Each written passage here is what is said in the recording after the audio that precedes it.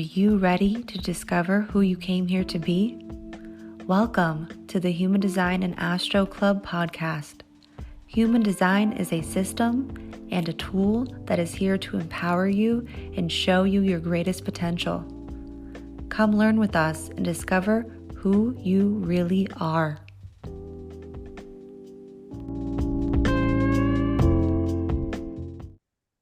Welcome to the Human Design and Astro Club podcast. And this is a bonus episode. Woo! Woo! But like, woo!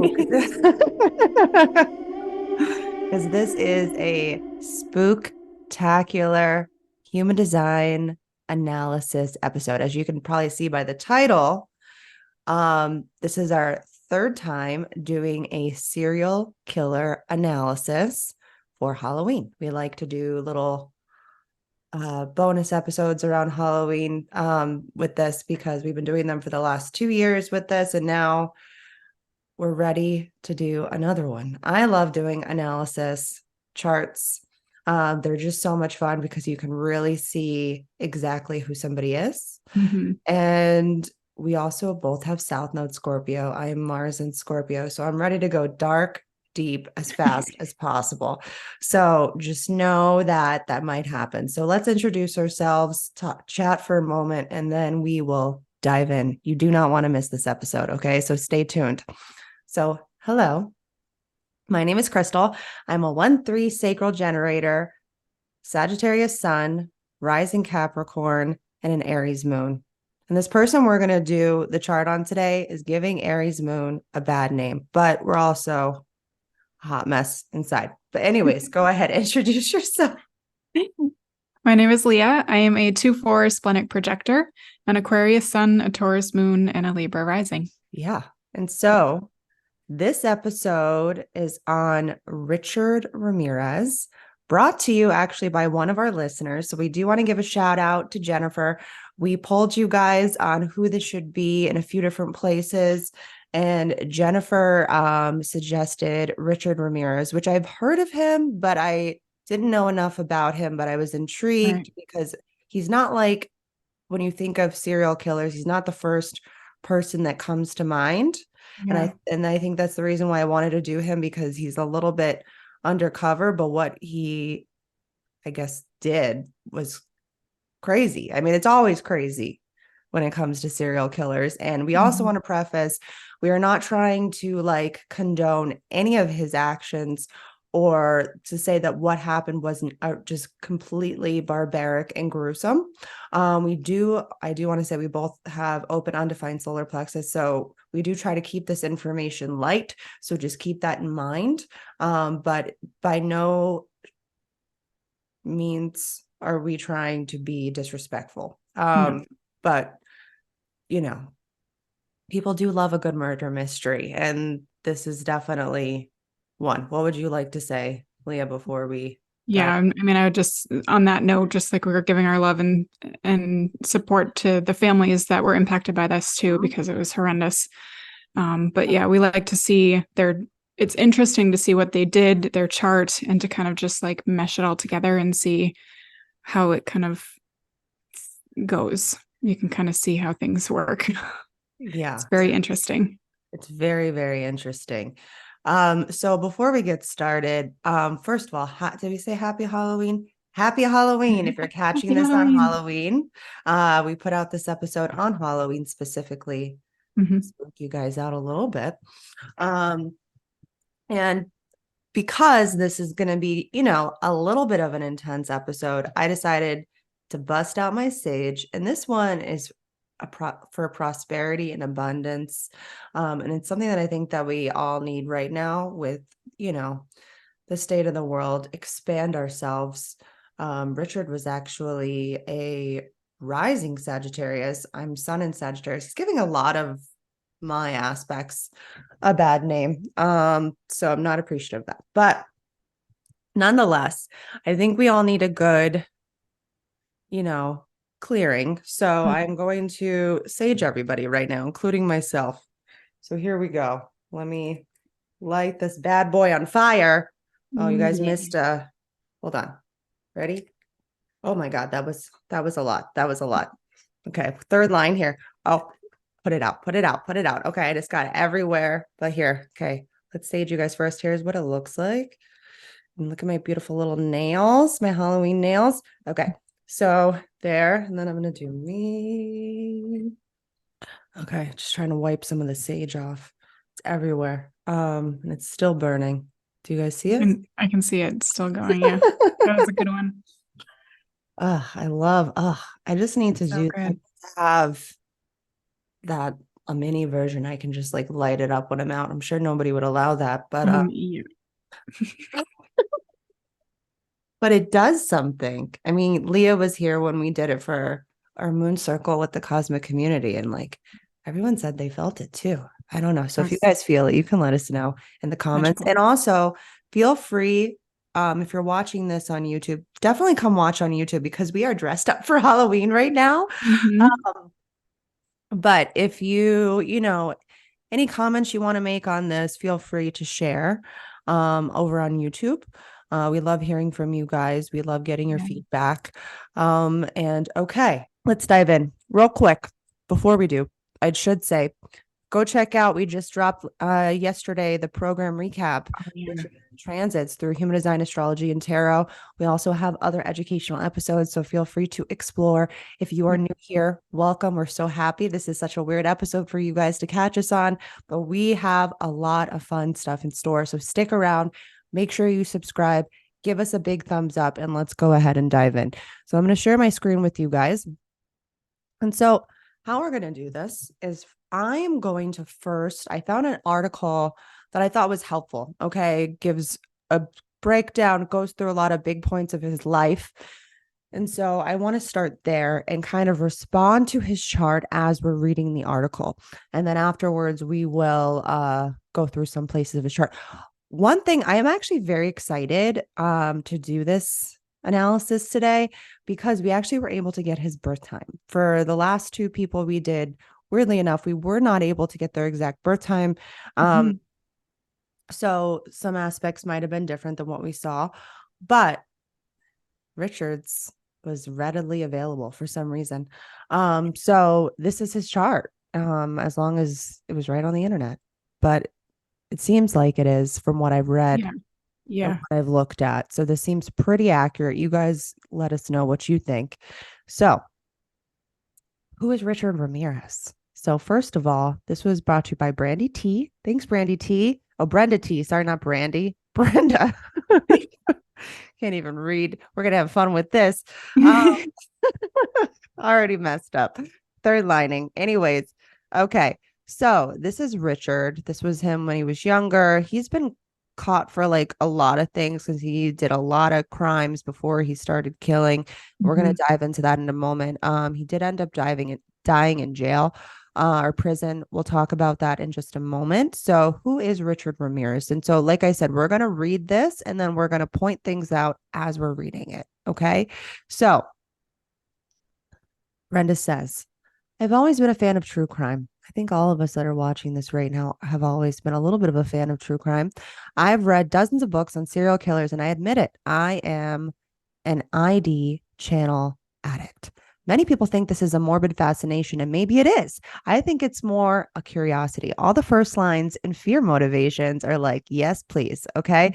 So I think it's more a curiosity as to what compels a person to commit heinous acts of violence against another with no regard of human life. Personally, I feel bad killing a bug. I would much rather capture it and throw outside my house.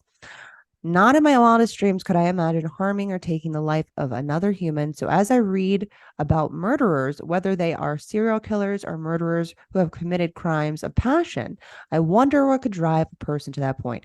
And I have to admit, that's probably my biggest thing. I'm a first line, I'm an open head.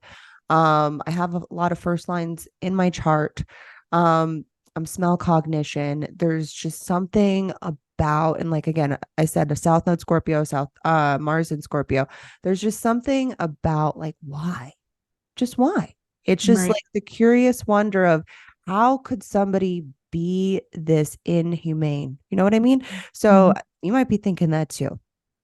So Few true crime cases have terrified me as much as the case of Richard Ramirez, also known as the Night Stalker. The convicted rapist and serial killer died on June 7th, 2013. Oh, we should look up that chart too. At 53 years old of cancer, which I thought was very interesting. He didn't end up getting, like, he was supposed to get sentenced to death, but then he ended up dying in prison of cancer while on death row in San Quentin, California. He was convicted of killing 13 people. And as you can see over here, we're looking at his chart over here. If you're watching us on YouTube, this is probably an episode you want to, visual. Okay. So if you're on the podcast, jump over to YouTube so we can, because I'm going to be pointing things out in his chart and you're going to want to see it. Okay.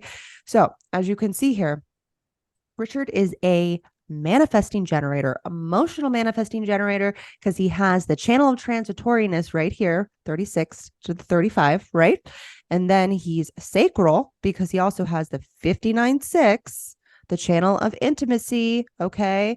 Also known as the channel of mating. A lot of these, channels have a lot of different names, so just whichever one you identify with. So he also has the 1034 channel, the channel of exploration, right? So he is a manifesting generator. And I have to say something. Manifesting generators out there, no offense, you terrify me. Because if you have checked out any of our past serial killer analysis episodes, because this is the third one that we're doing, we've been doing this for a couple of years now. This podcast. And so every year we do a serial killer analysis. And so the last two you will notice, and Leah's going to link those down in the show notes if you want to check out our last two serial killer analysis on Jeffrey Dahmer and, oh my gosh, what's his name?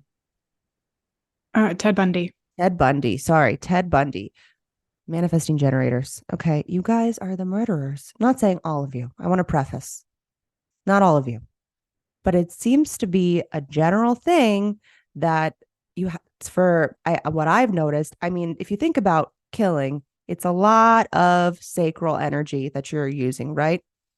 It's a lot of work. You're going to put in a lot of work if you're going to do it. And also to be a manifesting generator, you have that initiation, right? So it's an extra oomph. You're using a lot of motors, right? We got a throat motor here. We got a solar plexus motor. We got a heart motor. We got a sacral motor.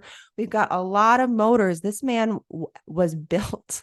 I didn't mean to laugh, but he was kind of built to kill. Like with it, and I think this also refers to your environment, the way you were raised. It's all comes down to nurture and nature. Okay. It really plays equal factors on how someone is going to be themselves. Now, we're going to see where roles of Richard, as we're reading this and as we're talking about, we're going to see like where his definition really shined. And we're going to also see where his openness was really like a sponge to his environment. Okay. So let's keep reading here. Where was I? Where did I leave off? Okay. So he was convicted of killing 13 people on September 20th, 1989. He had been captured on August 31st, 1985. Oh, the year we were born. After being identified in this was, I found kind of interesting. After being identified and severely beaten by an angry mob in East Los Angeles as he was trying to steal a car. He also did a lot of stealing and burglary as well. So police had to break up the mob to prevent them from possibly killing Ramirez because, they needed to get this information. They need, Yeah. can't kill him before knowing what's going on.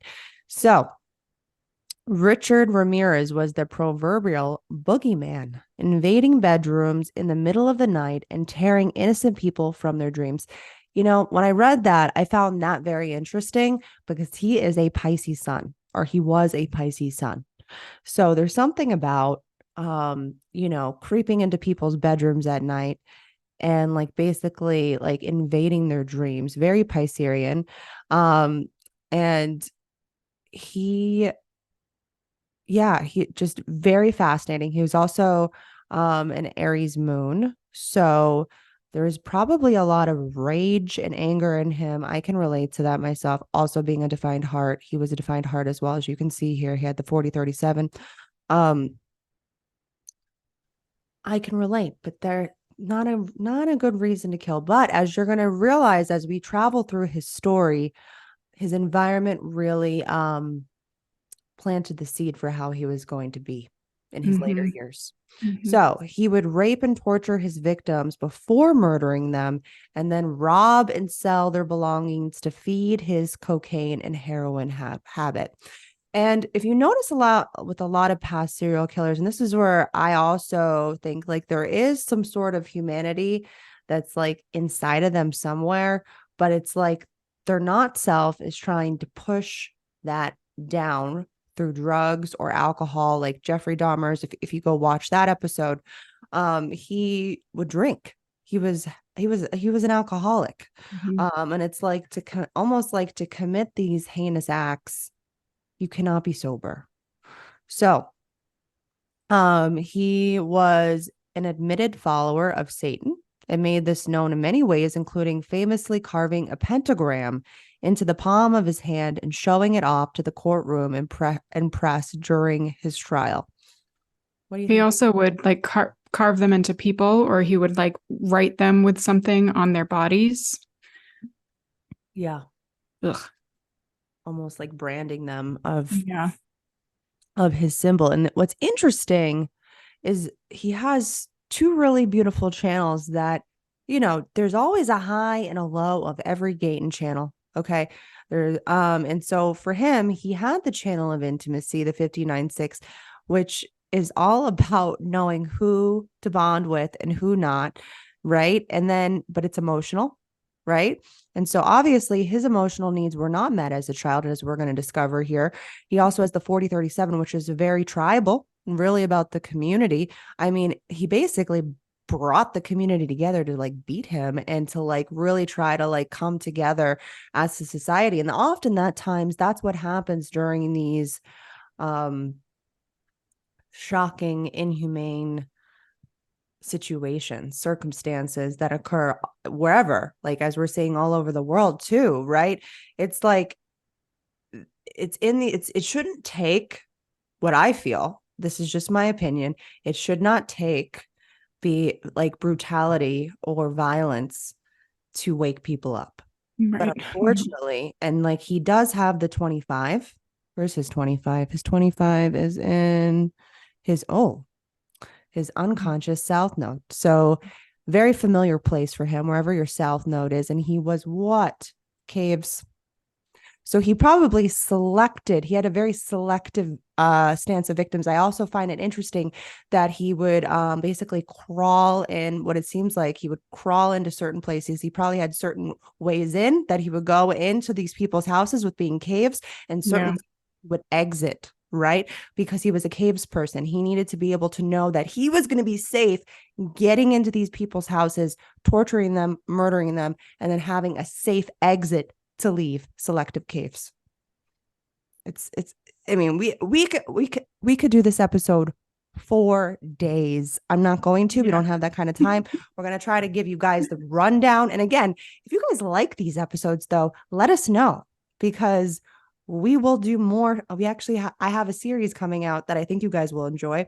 But let us know, because it'll motivate us to do more. You guys tell us what you want, like just how, Jennifer said she wanted Ramirez.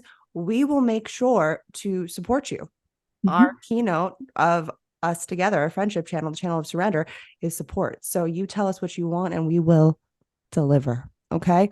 So let's keep going. So she does say, again, I ask, what could drive a person to commit such acts of evil? Is one born this way? We got a Mm-hmm. chart over here. We're going to find out.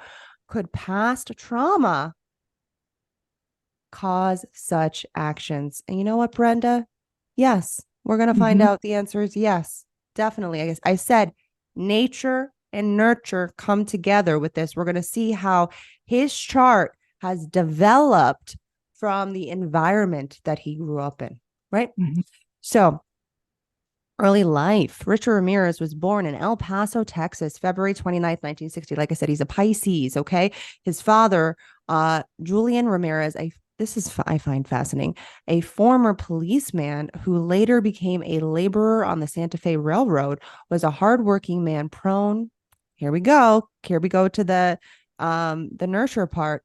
Prone to fits of anger. Yeah, and again, Ramirez has the 3536. This is a manifested channel, so built-in anger, okay? And not to, anger, I also want to preface, anger is actually not a bad thing. There are healthy versions of anger. I have an ego manifester, an 8-year-old, and we talk about healthy anger, especially if you are a manifester or a manifesting generator. Healthy anger is something to incorporate in your life because you're going to experience it whether you like it or not. And it's important that you're able to let it out, vocalize this, especially with Richard. He probably was not able to vocalize that emotional anger, that those waves that he would go on with this 35-6. This is a very spiky wave, the 35-36. Okay. And so it's like a climb. And sometimes I feel like if you're unaware, and for him, he probably was, he only had half awareness, half unaware here, right? Be able to express his emotions was unconscious. So and the only way to properly express your emotions, especially for him, because he was Cave's environment, is safety. He did not have a safe environment to express his emotionality, to express that transitoriness. And what's even bigger is not only did he have this one emotional wave, the transitoriness, he had three. Mm. Could you imagine having three emotional waves? Okay. Being a generator type, right? Having all this definition and not having the right environment to express it in. We are going to see some of the ways that if he was properly nurtured, he could have been more, right? So let's keep going. So his mother, Mercedes, was a kind-hearted woman who worked in a shoe factory straight through her pregnancy with Richard. Unfortunately, in those days, employees were not encouraged to protect themselves from any toxins they may have been exposed to while working in a factory. So I don't know if she's trying to say there, like, maybe, something happened in the womb, Yeah, unconscious like perhaps, inhaling. that maybe, created some things. And we're also going to see throughout this article that he had 2 head injuries. I think that played a big factor in this as well. So as a child, Ramirez suffered from 2 severe head injuries. And that frontal cortex, right? If that gets messed up, you might not have the awareness on what is right or wrong often. I also want to preface, I am not a therapist. I'm not a doctor. I'm not any of those things. I did go to school for psychology. So I do have some background, but I just want to preface so people know I'm not a therapist, but I do know therapist lingo, I guess you could say. So once when he was 2 years old, he tried to climb a dresser in order to reach for a radio set atop of it. He loved to dance as a baby, which I mean, he had to probably be a very joyful kid, I see in his chart. But he just wasn't given the permission to be in that sacral joy, right?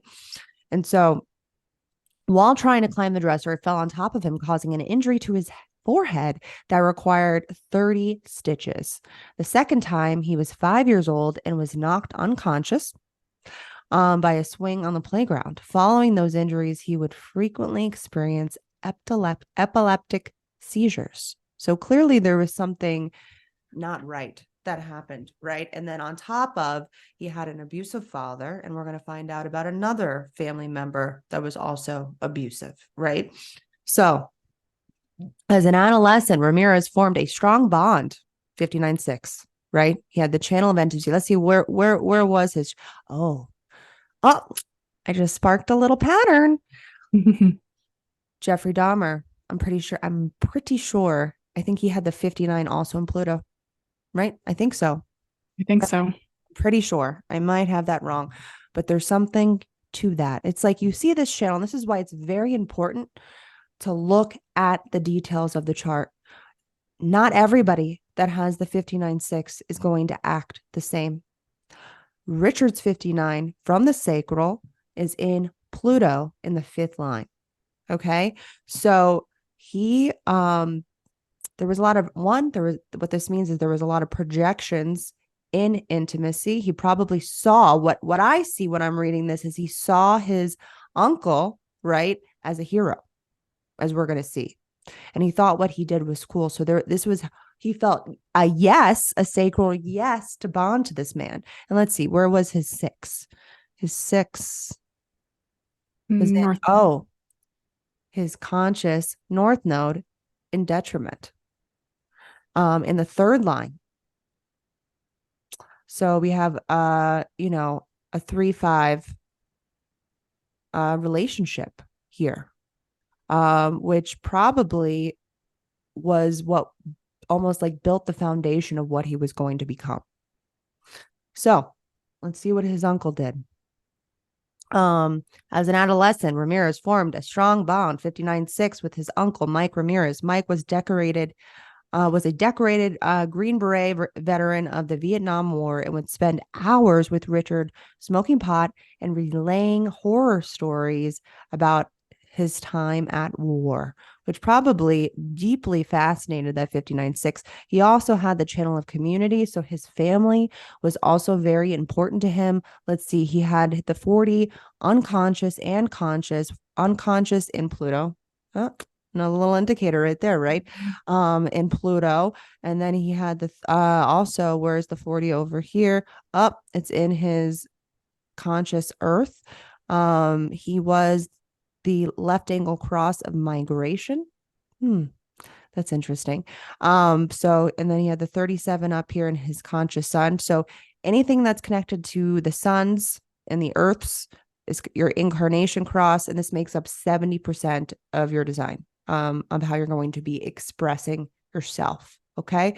So and then where else was so the 40, so the 37's here. Anywhere else? I don't see it anywhere else. And then the 40 is unconscious Pluto, conscious Earth. So it's like his community, his family was really able to ground him. It was really able for a way for him to express and shine his light. And it also, I see a lot of ancestral trauma in that unconscious Pluto and which things were built. We can go much deeper on this, but we're pointing out things so that it makes sense. Okay. And that this is something you guys can also do more of a deep dive on yourself if you would like. So let's see here. He would show Richard Polaroid pictures of his victims that he raped and murdered. And I find that interesting because Richard also had, as we talked about, your centers are where you're taking in your environment, right? He had a completely open head. So all of these inspirations of these stories and these pictures, they inspired his future endeavors, I believe. And so, he even shot pictures of severed heads of women he abused. Just straight up awful. But if you, again, back to that 59-6, right, that has that 3-5 energy, very like trial and error, very glorified with that fifth line energy. He saw this as amazing, like a hero. Was his uncle, he inspired his open head. Mm-hmm. And so, do you have anything you want to say? Well, I was just thinking like it kind of reflects what he did later on, which we'll get to, but besides the picture taking, we're painting a picture right now. Yep. You'll see if you already know about what he did, then you already know kind of the story, but keep listening. Yeah. It's crazy, like how to a T all of this is. So Richard witnessed the murder, because then it gets worse, because then Richard witnessed the murder of Mike's wife, Jessie, when Mike shot her in the face in his kitchen with a 38 caliber revolver during an argument. So it was almost like Richard found out through his uncle that it's okay. It's okay to murder, right? And this really was then imprinted into his design. He also had an undefined spleen. So it's almost like all that fear that his uncle stirred up in him between showing him the pictures, telling him the stories, and then literally shooting his wife in the face in front of him. Ooh, Mm. that I think a lot of ignited the spleen. the uncle's rapes and murders and all of that was done in war. It Yeah. was he wasn't a serial killer here.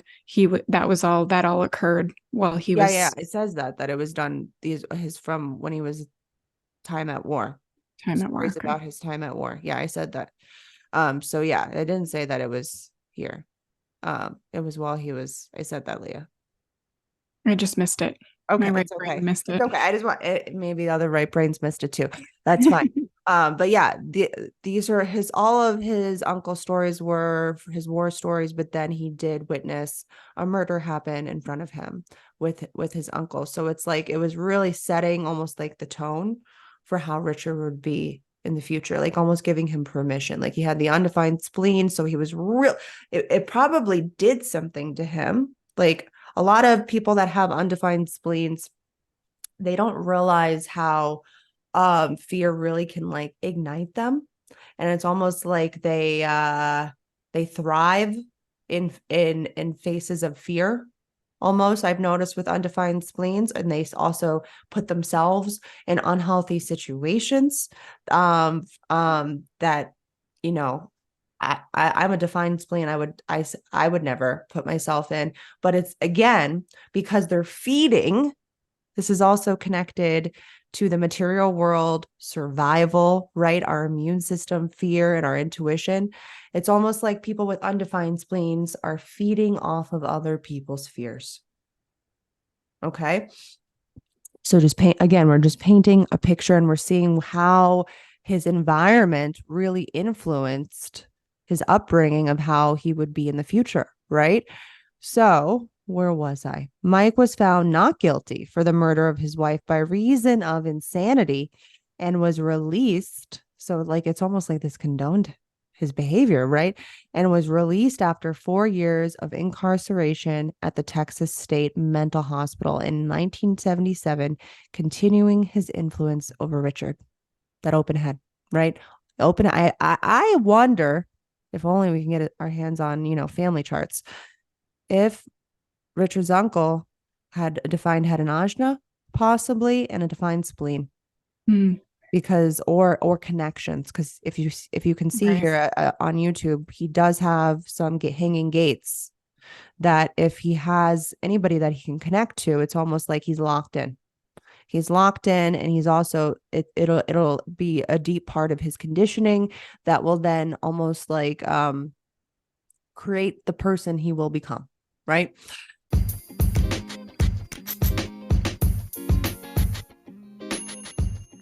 Hi there. We wanted to share with you more ways to connect with us and our free and paid resources and offers that will help you elevate your life and begin to tap into your fullest potential to live out your dreams.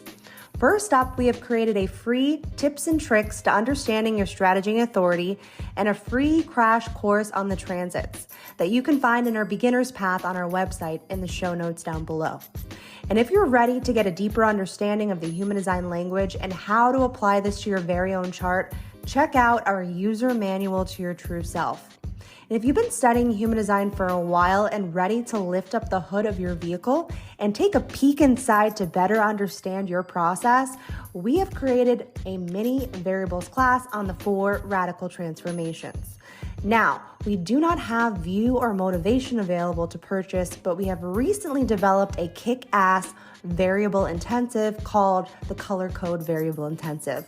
That is a 5-week journey through the radical 4 transformations. And because our last round went so well that I can't even put into words, I can't even describe, but we are doing it again this fall. So please make sure you are subscribed to our email list because early bird enrollment is about to be made available. And lastly, if you are interested in one-on-ones with me, Krystle, then check out my readings on our website down below to snag one of my reading spots, or email us the word waitlist to be added to the next available openings as I get booked up very quickly.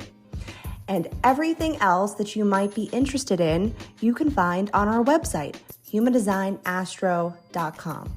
And don't forget to check out our YouTube channel for some prime education. Now let's go listen to the rest of this captivating episode.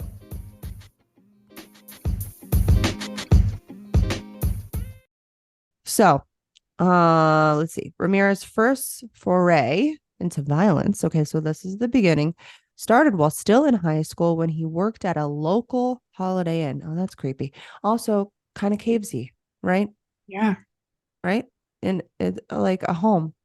Mm-hmm. Caves people really like the idea of a home, because it's all about safety for caves people, being able to have one way in, one way out, comfort, walls. Caves people love walls, right?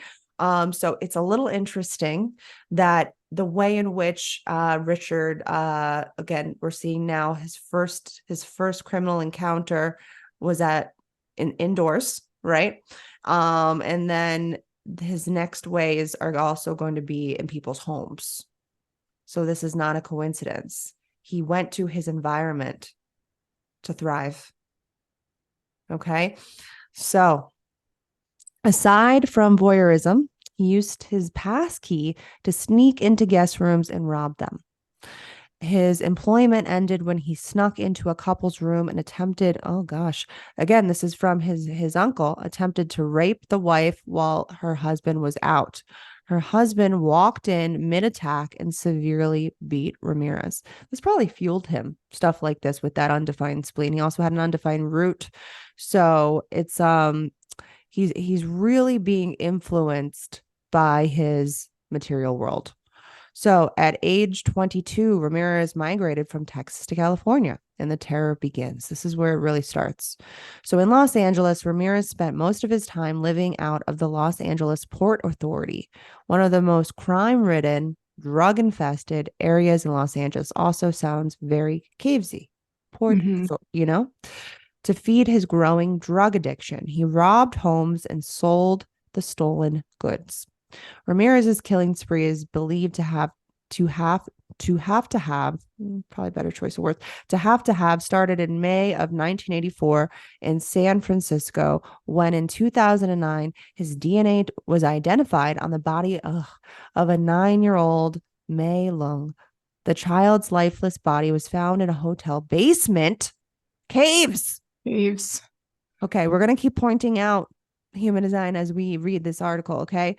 Found in a hotel basement. And I also want to preface, it doesn't mean if you're caves that you're going to kill anybody, and it doesn't mean if you have this design that you're going to kill anybody, okay? Again, it comes back to nature and nurture together. And as we can see, his home life and his environment was not healthy. Again, undefined spleen. If you're an undefined spleen and you don't live in a healthy environment, you're going to suck in all of that garbage, okay? And then you're going to project it out to others. And as you can also see, he was a fifth line. 5'1". Everything about him was a fucking projection. Keep that in mind. So, let's see. Where were we? So this murder, however, was not initially linked to Ramirez's spree until, years later after the DNA testing. Interesting. So the murders in Los Angeles are believed to have started on June 28th, 1984, when Ramirez stabbed 79-year-old Jenny Vinco while she slept. Okay, back to that apartment. In the apartment in Glassell Park. Her throat was slashed so deeply that she was nearly decapitated. So he had a lot of strength. I mean, look at all his motors, as we just talked about. He continued his 2-year rampage. Again, only a manifesting generator could continue on for 2 fucking years. A 2-year rampage, raping and torturing more than 25 victims. That's the other thing, is we're going to read here. He was only convicted of, I believe, like 13, but he committed so many other actual, probably more rapes. And also there was supposedly more murders that were linked to him that he wasn't accused of. Right. So just keep that in mind.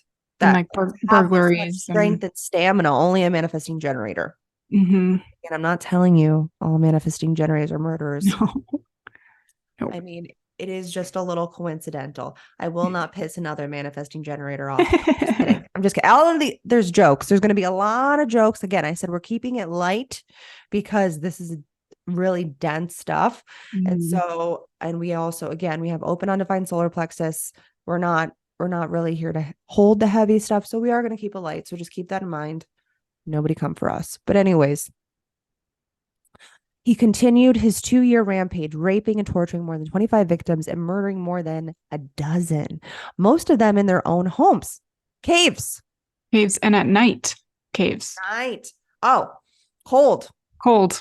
Determination, cold, dark, right? I'm a responder, okay? I'm a generator. I'm gonna anywhere I see his design living out, we're gonna point it out to you. It's like literally to a T. I can't make this shit up, even if I No. tried. I was like, this is such a good article. When I found it, I was like, it really just paints the picture of his entire design.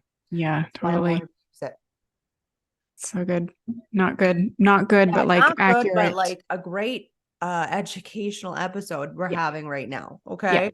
Um, So his spree extended from San Francisco to the Mission Vieja, California. Am I saying that right? I don't know. I'm sorry if I didn't. His capture was the result of being recognized from one of his many arrest photos plastered among the front page of local newspapers. Also, I think of that like that he is going to be easily recognized because he is a manifesting generator to find through. Mhm. Like there's something about people that have defined throats. You guys grab people's attention. People remember you. As I'm just gonna say, as an open throat, I don't know how many times people said, "Oh, I forgot your name," or "You look familiar, but I'm not sure." Like maybe I could get away with murder. No, I'm just kidding. I'm just kidding. Joke. These Jokes, are jokes, all jokes. jokes. I gotta All jokes. preface that these are all jokes. Would never fucking I couldn't would not have the stamina. Okay. Mhm. Just couldn't do it. I'm a vessel of love too. Just couldn't do it, even it doesn't matter how much you piss me off, I'll just run the other direction. Anyways, a third line. We'll just run. So where are we? I lost my place. I keep jumping around. After being So, okay, recognized. after being recognized. So after being recognized, he was chosen down by dozens of residents of East Los Angeles, captured and severely beaten while trying to hijack a resident's car. This man just could not give up. Also, I have said this, and I say this in our environments class. If you want to pick up, if you're interested in the variables, we do have 3 a la carte options. We have determination, we have cognition, and we have environment. And it is here to prepare you also if you're interested in taking a deep dive into the next color code round that will start in the spring. So if you like what we're saying about the variables, or you wanted to go check out your variables, go to humandesignastro.com and pick up one of the classes or one of the bundles, because we also have bundles for all of the colors as well, because it really helps you understand how to thrive.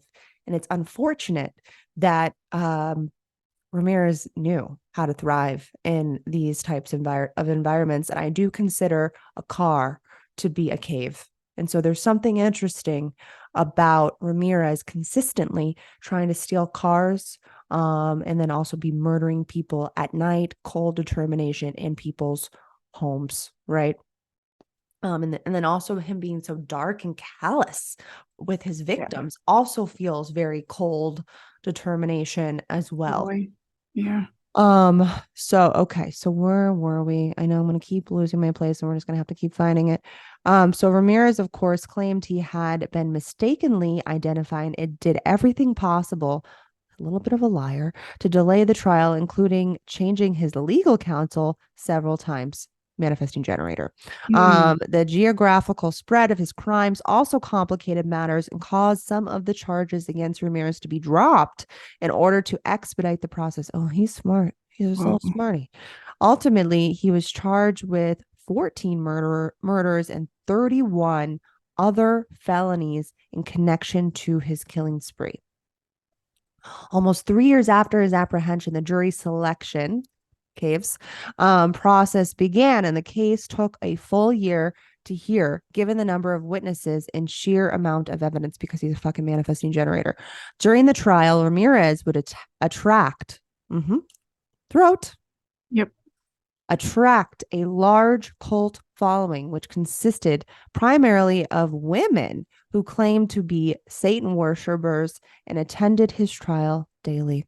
He really he could have started a cult, this man. He just didn't have a defined ajna. So one of his, I've also, we could do that if you guys want to do any cult leaders. Oh, I've got theories. I believe a lot of cult leaders, they have defined head and ajnas, often all three actually: head, ajna, throat, defined, and they brainwash people.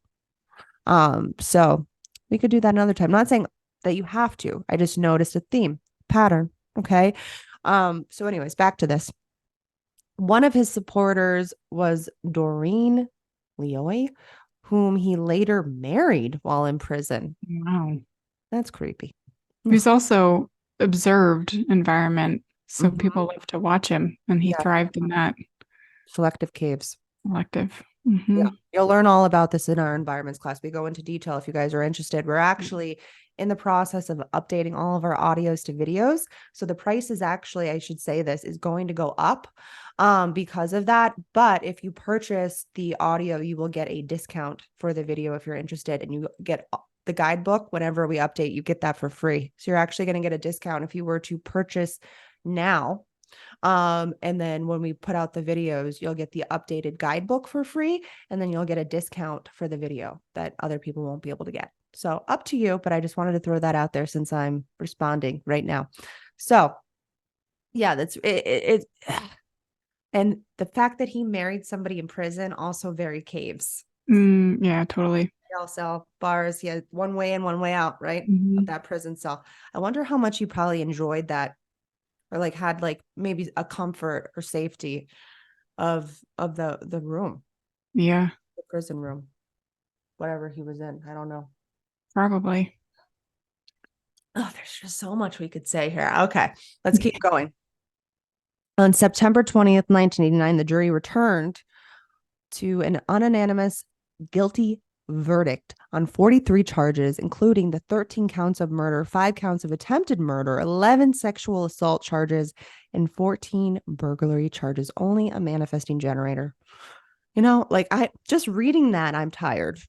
Yeah, so much. You know, I'm just like, geez, how could anybody have the strength and the stamina, the brutal force, and then the stamina? And it's just so, he's given my 1034 a real bad name. Okay. Because this is the 1034 is all about the love of self, love of life. But then there's that 34, the gate of power.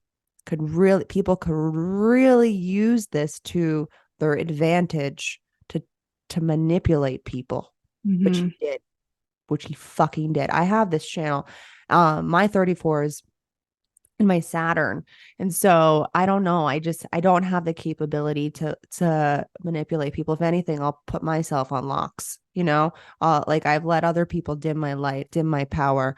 And where does Richard have his 34? Where the hell is it? Oh, his unconscious Mars, his core wound. That makes way more sense as to why all of this had to happen for him. Wow. Yeah. Okay. So let's keep going here. Where were we?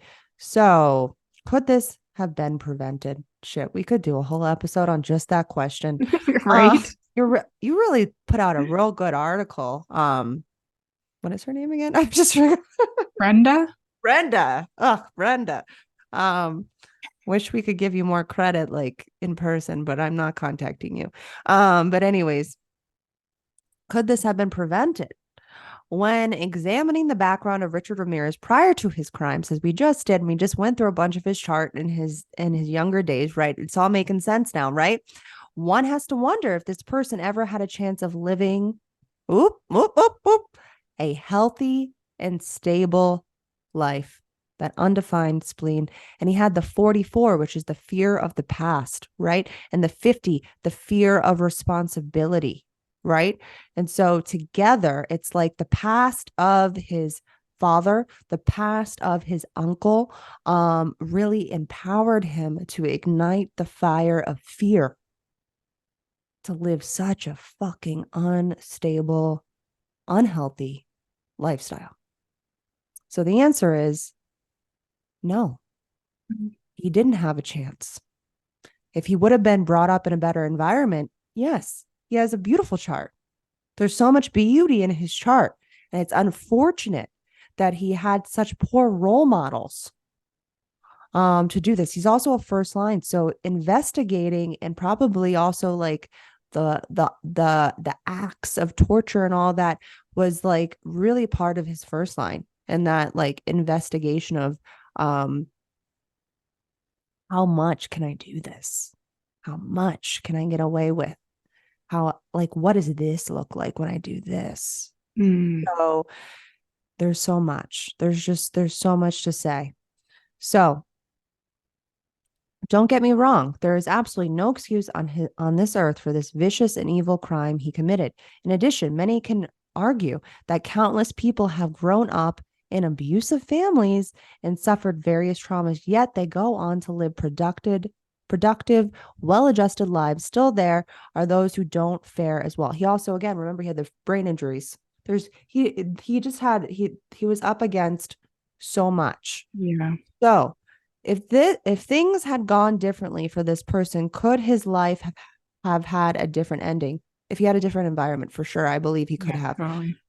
Could the head trauma he suffered, as I was just talking about, as a child have done lasting damage? 100%, I believe. Again, I'm not a doctor, but I mean, come on, we can put two to two together here. Yeah. It would seem so as he began to suffer from epileptic seizures afterwards.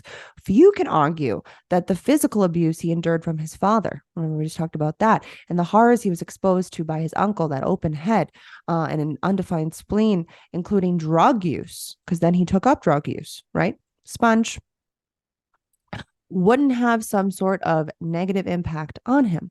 While it is very true that we ultimately have a choice as to which direction we take in our life, it's hard to ignore that our past experiences can have influence over us. He also had a defined G center.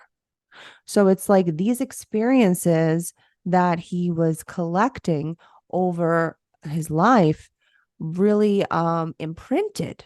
And like a lot of things people don't realize is your definition, and your defined centers, for example, can get stuck in a cycle, in a pattern, and it just becomes the background of you. And when you have unhealthy patterns and cycles stuck in those channels, in those defined centers, you may never get out because it's really hard to honestly notice.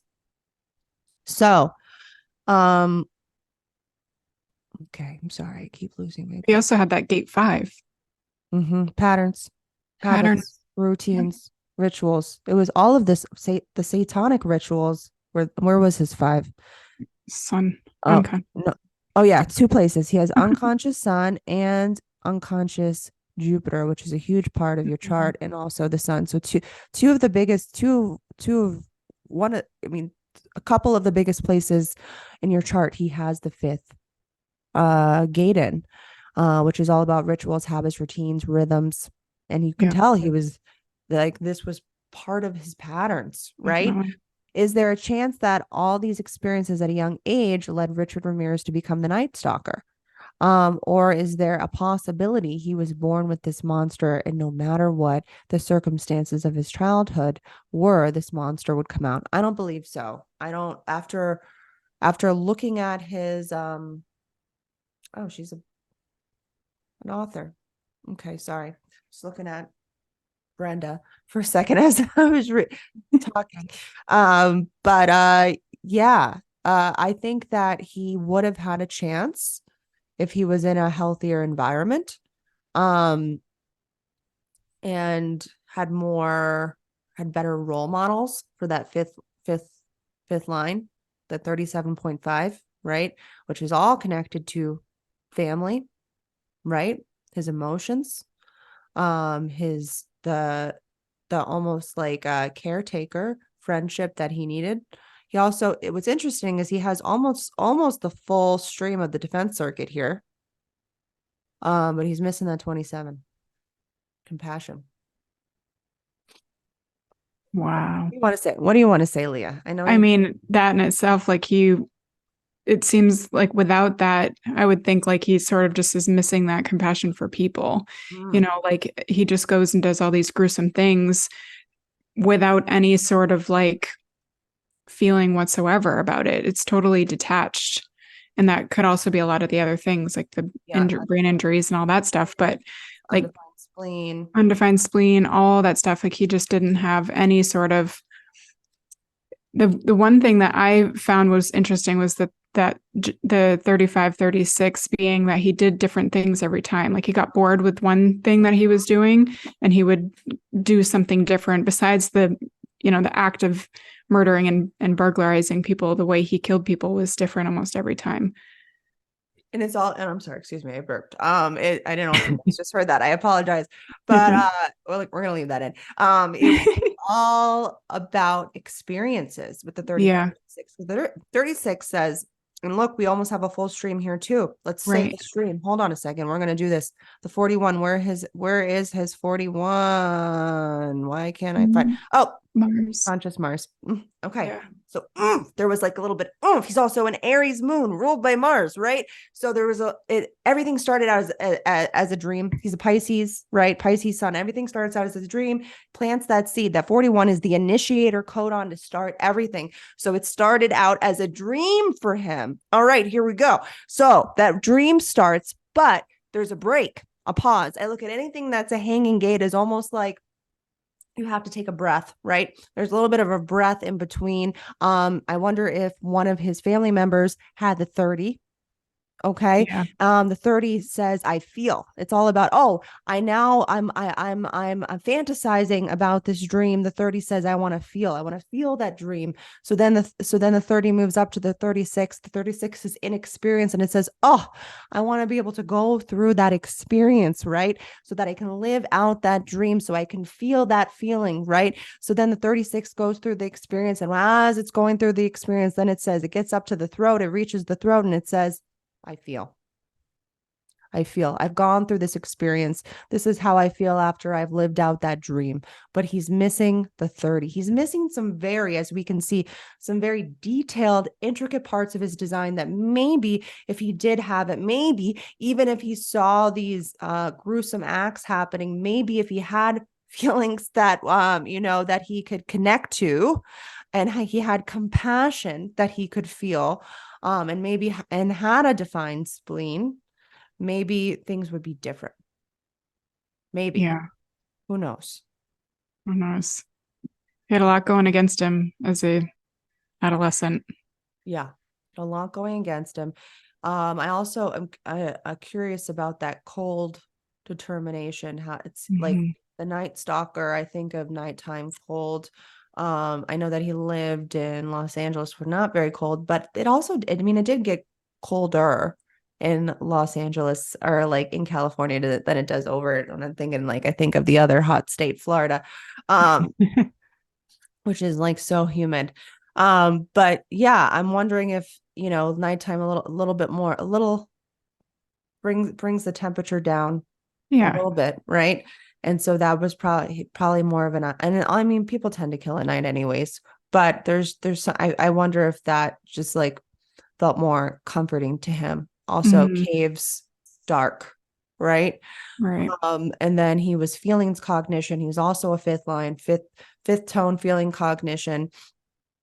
I mean, I feel like he was almost able to tap into the feelings of his victims.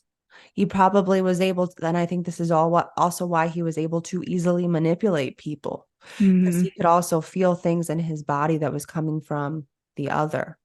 And then he was caves. I mean, we talked about caves throughout this entire episode. Yeah. And I mean, it really played a huge factor in his safety and his movement and him being able to thrive and commit these violent acts, because he was in the right environment. for him. And then we talked about him being the observed. He had a fan club. He's a manifesting generator. He had people probably gathered around and was like just very curious. He's also a first line, so he attracts a lot of curious people into his life. What's really sad is that he was actually hope motivation. And I feel like, this is where transference was heavy for him, because Yeah. transference of hope is guilt.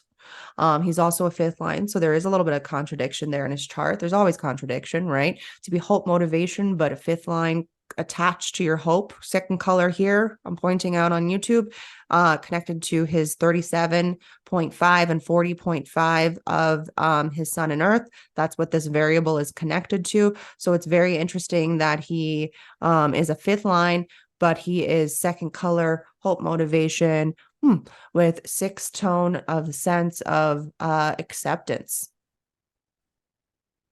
And it's almost like he couldn't allow himself to honestly, and then let's connect that to his Pisces sun. He couldn't allow himself to live a bigger dream, a better dream, a more fulfilling dream, a more satisfying dream. And maybe this was satisfying him, but it was a dark satisfaction that was never going to be lived out correctly, right?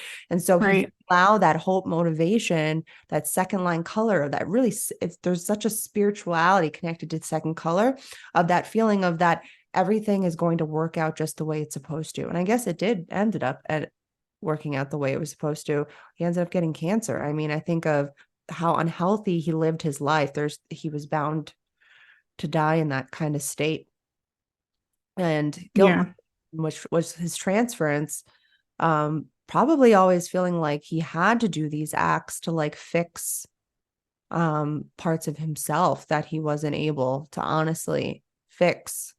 And it's like, if I do this, then I'll feel better. If I do this, then I'll feel better. Maybe I wonder if he ever like bargained with himself. He had the 40-37.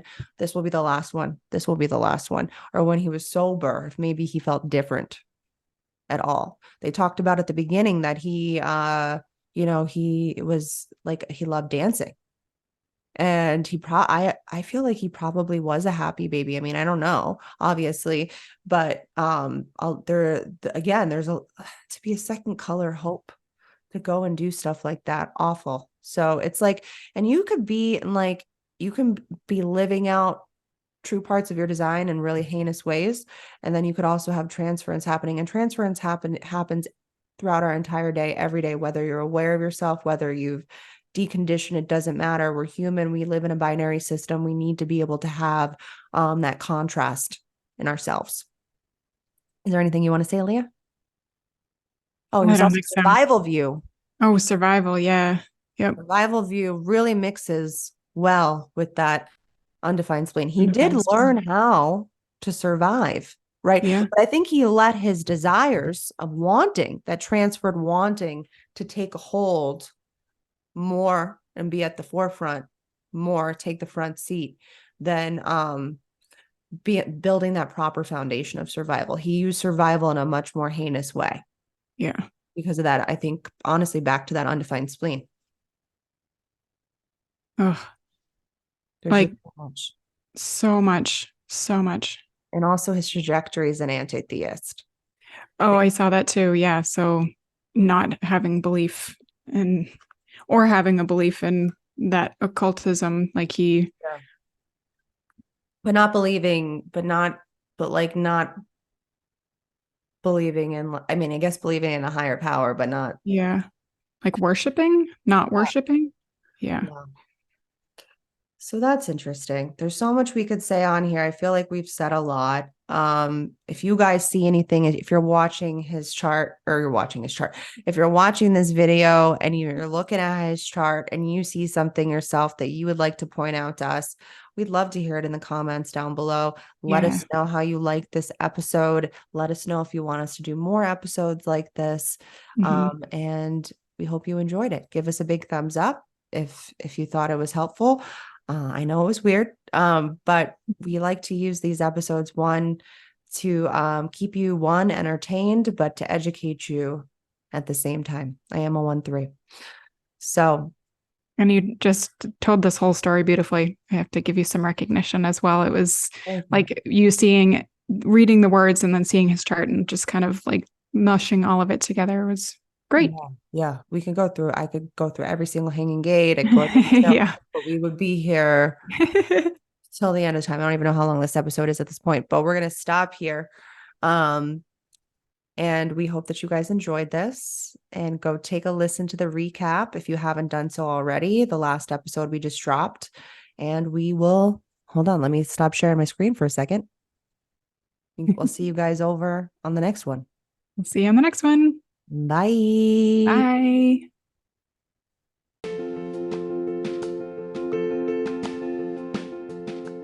Thank you for tuning into today's episode of our podcast on the Human Design and Astro Club. We hope you have found the information insightful and useful.